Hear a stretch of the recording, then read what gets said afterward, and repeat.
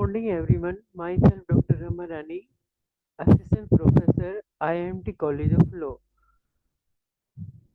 Today's topic is Indian agriculture. Salient features of Indian agriculture. Agriculture is the largest employment provider sector in India and it provides employment to around 52.1% of the total labor force. Indian agriculture is subsistence type of agriculture whose prime aim is to meet the food and the other requirements of its population. Farmers select the crops with major objective of meeting their domestic needs rather than generating surplus for national and international markets.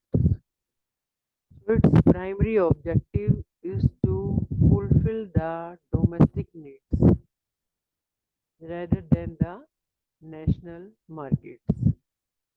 It is recently that agriculture is becoming commercialized and market oriented and roles gaining popularity in developed areas and amongst the big farmers.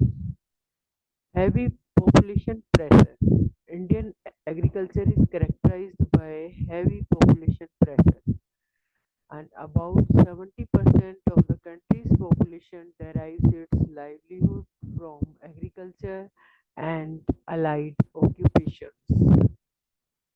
Since India's population is growing at a faster and per annum, the per capita availability of agricultural land has declined from 0.75 hectare. The problems faced by Indian agriculture sector. First of all is fragmented land holding. Nearly 80% of 140 million farming families hold less than 2 acres of land. Large land holdings enable the farmers to implement modern agriculture techniques and boost productivity. The small land holdings restrict the farmer to use traditional methods of farming and limit productivity. Next is irrigation problem. Irrigation problem is also the big problem in Indian agriculture sector. Most of the farming in India is depend on monsoon. If the monsoons are good, the entire economy is upbeat, and if the monsoon fails, everyone everywhere takes a hit to some extent. This problem is of proper management of water or lack of it. Next is seed problems. Most of the farmers, especially the poor and the marginal ones, are dependent on seeds sold in the market. HYV seeds, which promise higher yields, force the farmers to buy seeds for every crop. With surplus seeds hitting the market, the farmers who have exceeded all limits, and sometimes seeds do not give the stated claimed yields, and farmers run into economic troubles. Next is sustainability problems. Indian agriculture productivity is very less compared to world standard due to use of traditional farming technology. Coupled with this lack of understanding of the need for sustainability in the poor farming community has made things worse. Next is over-dependence on traditional crops like rice and wheat. Every crop requires certain climate conditions to give the best yield. Though rice and wheat are produced in a large area in India, and certain areas can readily switch to other crops to get better productivity. India is importing cooking oil from abroad, through we have the necessary conditions to grow more oil seeds here. So it is over dependence on traditional crops in India. It is also creates problems in Indian agriculture sector. Next is supply channel bottlenecks and lack of market understanding. Supply channel bottlenecks and lack of a proper marketing channel are serious problem for a farmer who is already burdened with a host of troubles. Solutions of Indian agriculture sector. First one is consolidation of village lands and cooperative farming will ease the burden of the fragmented land holdings.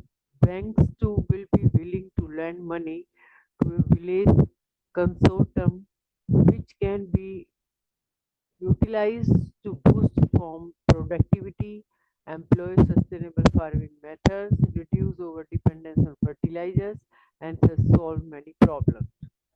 The overall risk of a crop failure is less in this case, and small farmers have a higher chance of earning a decent income in the end of the harvest season.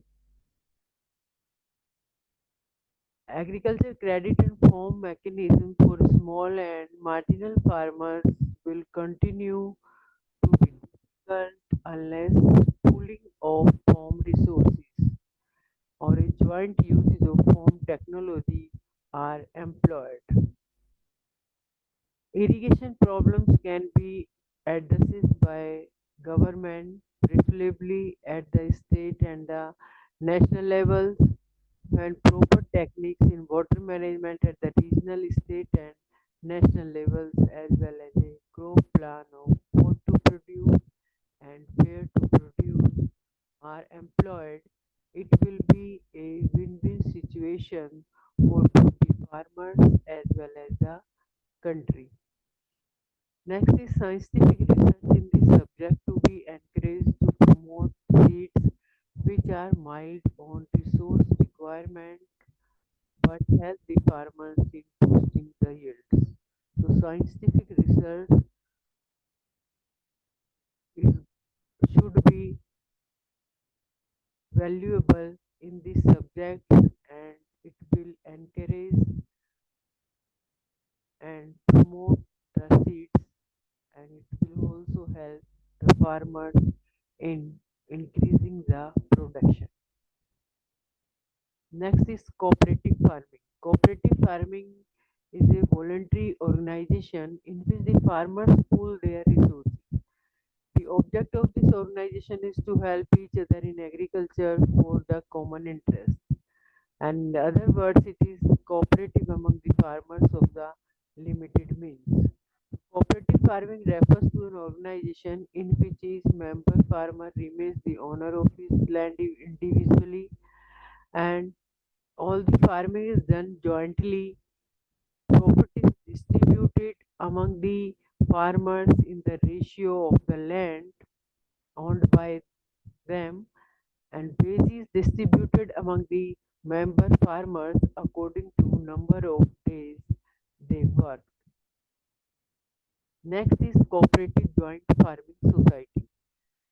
The joint farming societies are suitable to solve the problem of fragmentation of land and the cultivation of uneconomic holdings. The land of small owners is pulled together, increasing the size of the land of the cultivation. And the members of the society work jointly on the pooled land according to the program of the society, and the cultivators who work on the farm receive the wages of their labor regularly. As against the proprietorship of land, the owner cultivators get dividend or rent in the proportion of the value of the land. Next is cooperative collective farming society. This society owns land or gets it on lease and it is collectively cultivated by its members, and most of these societies are organized on government based land. The members of the cooperative get basis for their work and is a profit, a bonus are paid in proportion of their wages. No dividend is paid on the share capital. The members of the collective farming society do not have any ownership or the proprietary rights in the land. The importance or advantages of cooperative farming. First one is consolidation of small units of land. Majority of the farmers keep the small units of the land, so they cannot employ the improved methods of cultivation. Next is use of machinery. Poor farmers cannot purchase the machinery, but a cooperative society can easily purchase the machinery. So it will helpful in producing the production. Next is supply of inputs. Cooperative farming is in a better position to get the adequate and timely supply of the essential agriculture inputs like fertilizers, seeds, pesticides, etc. It creates love and brotherhood. The cooperative farming society creates the brotherhood and the love for the members because they work for their common interests. Next is causes or failure of cooperative farming. First one is attachment with the land. The farmers are not willing to surrender the rights of the land in favor of the society because they have too much attachment with the land. So they don't want to involve with the other person. Next is lack of cooperative spirit. The spirit of cooperation and love is lacking among the farmers. They are divided in various sections on caste. There is no unity among them, so they are not ready to become the member of the society. Next is illiteracy. In poor countries, farmers are mostly illiterate and they don't want accept any change in the cultivation process. Still, some of them are using the old methods of the cultivation. Now, the training of rural youth for self-employment. The scheme of training of rural youth for self-employment is facilitating component of IRDP. It's aimed at providing basic technical and entrepreneurial skills to the rural poor in the age of the 18 to 35 years to enable them up income generating activities. And the eighth plan had emphasizes the importance of a proper assessment of the training needs of the rural youth in relation to self and with employment opportunities, quality of training, and group training. It also help in increasing the employment opportunities in the country. So during the eighth plan, 15.28 lakh youth were trained under training of rural youth for employment, of whom 34.16% took up self-employment and 15.05% wage employment, while the remaining 50.79% remained unemployment. Next is Jawahar Rozgar Yojana. It is implemented through the agency of village panchayat, the central government provides 80% finance and the state share is 20%. The funds are allocated to the village panchayats in proportion to the size of population living below the poverty line. The target is to provide 50 to 100 days of employment at least one member of every poor family within the village with a 30% reservation for women. It was assessed that 50% of the houses constituted under the Jawahar Rozgar Yojana were of good quality. So this Yojana is very important in increasing the employment opportunities in India. Next is sources of rural finance and credit. National Bank for Agriculture and Rural Development (NABARD). It is an apex development bank in India, having headquarters in Mumbai and other branches all over the India. It is very helpful in providing the finance in the rural areas for the agriculture, development and the allied activities.